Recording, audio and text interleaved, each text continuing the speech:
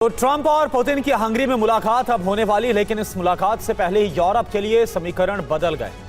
Putin Trump की करीबी ने यूरोपीय देशों के लिए दहशत का बवंडर खड़ा कर दिया है और अब उन्हें अपने डर से बाहर निकलने के लिए सिर्फ एक ही रास्ता नजर आ रहा है। यह रास्ता है युद्ध के लिए अपने स्तर पर तैयारी, ऐसी तैयारी जिसमें अमेरिका विहीन यूरोपीय देशों का संगठन शक्ति संपन्न हो जाए। लेकिन इसके लिए कदम क्या उठाए गए हैं, आप देखिए इस रिपोर्ट। यूक्रेन रूस के युद्ध में जो यूरोपीय देश अपनी सुरक्षा और फायदा तलाश रहे थे, उनके सामने ट्रंप ने एक नई मुश्किल खड़ी कर दी। पश्चिमी देशों को फिर से महसूस होने लगा है कि पुतिन इस जंग को विस्तार तो देंगे ही, साथ ही अमेरिका से उन्हें कोई मदद नहीं मिलेगी।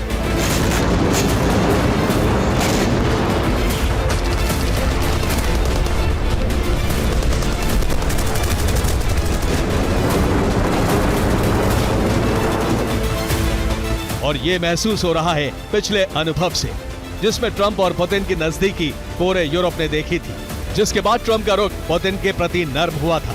लेकिन पुतिन शर्तों पर अड़े थे, जिससे ट्रंप नाराज हुए और रूस के खिलाफ प्रतिबंधों को और सख्त किया। लेकिन यूक्रेन को सीधे हथियारों की मदद नहीं दे पाए और अब भी ट्रंप ने सिर्फ पुतिन को चेतावनी दी है, जबकि यूक्रेन को टॉमाहॉक देने पर आनाकानी शुरू कर दी।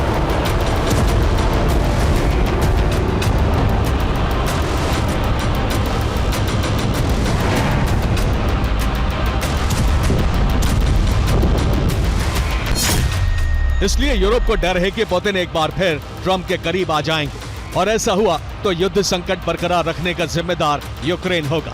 ट्रंप की तरफ से रूस को यूक्रेन पर कब्जे और हमले की छूट मिल जाएगी, जो यूरोप में घुसपैठ के लिए रूस का मजबूत बहाना बन जाएगा और फिर पुतिन यूरोप पर हमला करने से भी नहीं चूकेंगे। ये एक ऐसा डर है जो यूरोपीय देशों के साथ साथ नेटो पर भी हावी हो गया है।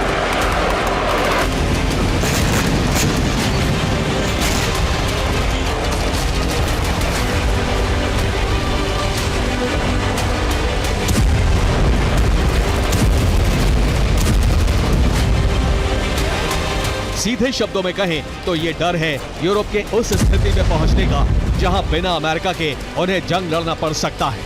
इसलिए एक बार फिर यूरोप अपने स्तर पर युद्ध की तैयारी में जुट गया है।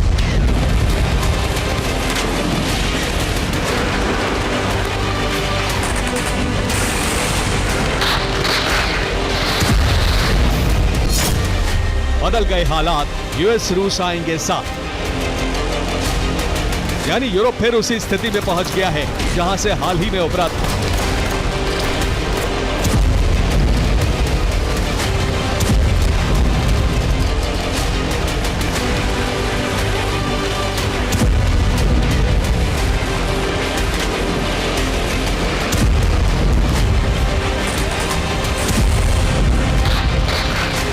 इसलिए अमेरिका विहीन युद्ध की तैयारी को फिर से संगठित होकर विस्तार देना शुरू कर दिया गया है, जिसके बारे में हम आपको आगे बताएंगे।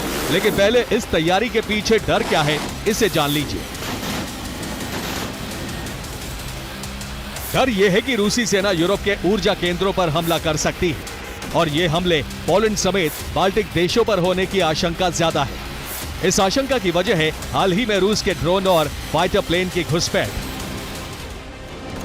वो घुसपैठ जिसके बारे में रूस ने बयान जारी करके स्थिति स्पष्ट की थी, जिसमें कहा गया था कि पोलैंड की सीमा के पास ड्रोन गलती से पहुंचा था और बाकी सभी उड़ानें अंतर्राष्ट्रीय सीमा पर भरी गई।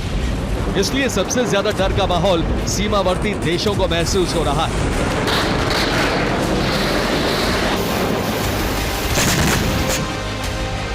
ये देश है पोलैंड, लिथुआनिया, लातविया और एस्टोनिया। इनके अलावा नॉर्वे, फिनलैंड और स्वीडन भी इसी आशंका से घिरे हैं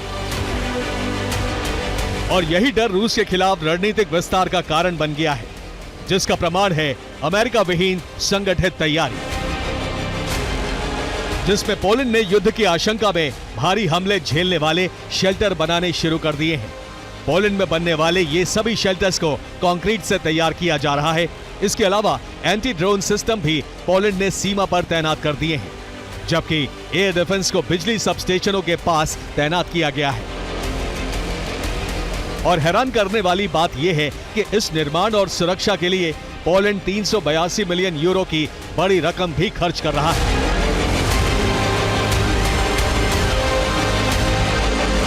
जिसमें कॉम्बैट हेलीकॉप्टर यूनिट का गुप्त बेस भी शामिल है।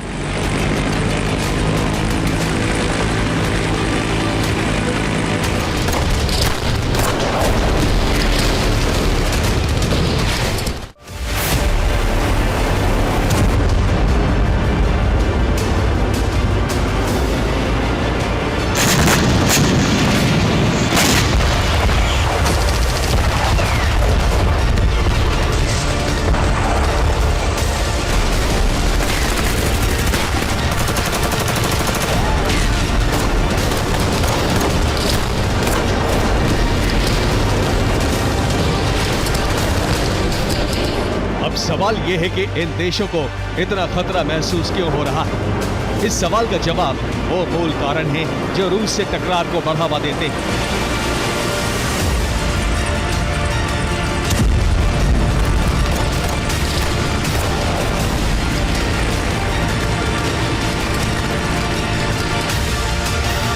कहने का मतलब यह है, ज्यादातर यूरोपीय देशों ने यूक्रेन को मदद देकर खुद का बड़ा आर्थिक नुकसान किया है।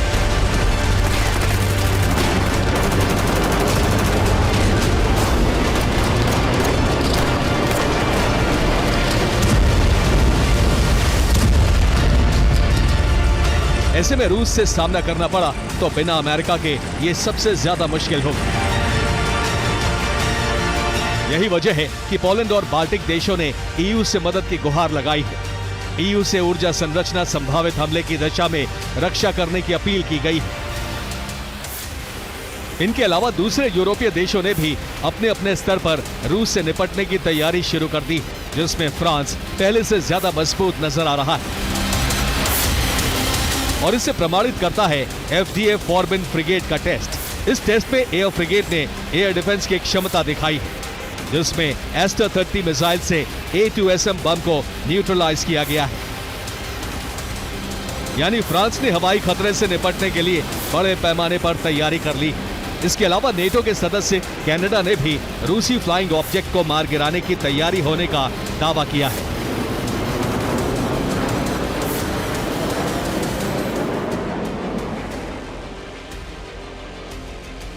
तो वहीं जवाब में रूस ने यूरोप का संकट बढ़ाने के लिए 3 लाख से ज्यादा सैनिकों की भर्ती का दावा कर दिया है। और यह दावा किसी अनुमान के आधार पर नहीं किया गया है, बल्कि अनुबंध की संख्या के आधार पर हुआ है। यह संख्या सिर्फ 2025 की बताई गई है और रूस की तरफ से दी गई यही जानकारी यूरोप के लिए संकट बन गई है। यूरोप ने मान लिया है कि रूस ने वार्ता के जरिए सिर्फ समय का उपयोग किया है, जिसमें उसने अपनी सेना को मजबूत किया है। बावजूद इसके ट्रंप को युद्ध विराम का भरोसा है, लेकिन ट्रंप के इस भरोसे पर ज़ेलेंस्की का मत अलग है और ये मत युद्ध भड़काने वाला है। जाहिर है ज़ेलेंस्की का यह बयान ट्रंप को भड़का सकता है, जो यूरोप के लिए न सिर्फ संकट का कारण बन सकता है, बल्कि पुतिन ट्रंप की डील को मजबूत कर सकता है। इसलिए नेटो को डर है कि ट्रंप एक बार फिर खनिज भूमि के लिए अमेरिकी साम्राज्य विस्तार पुतिन के साथ मिलकर कर सकते हैं।